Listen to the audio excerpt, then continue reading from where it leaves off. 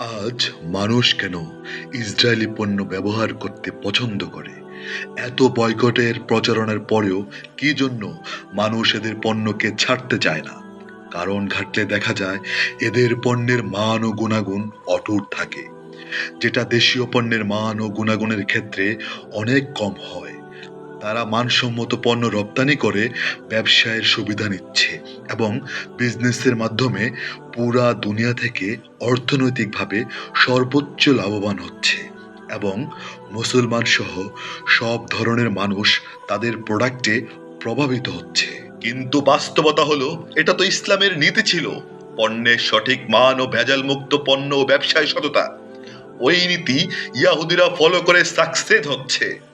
তাই মুসলমানদের প্রত্যেকটা কোম্পানি ও উদ্যোক্তারা যদি এইভাবে প্রোডাক্টের সর্বোচ্চ মান ও গুণাগুণ সম্পূর্ণ করতে পারে, তাহলে সারা দুনিয়ার মুসলমানরা অর্থনৈতিকভাবে লাভবান হবে এবং ব্যবসার মাধ্যমে সব ধর্মাবলম্বী মানুষের আস্থার জায়গা অর্জন করতে পারবে।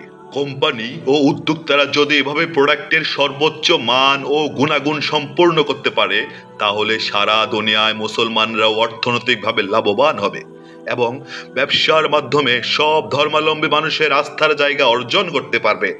এটাও এক ধরনের দাওয়াত হবে।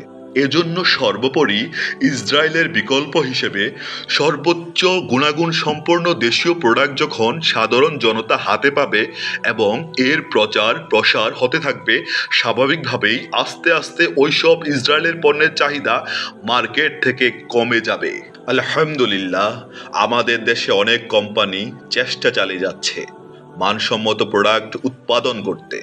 আশা করি সময়ের ব্যবধানে তারাও সাকসেস হবে ইনশাআল্লাহ। জাযাকাল্লাহ খাইরান।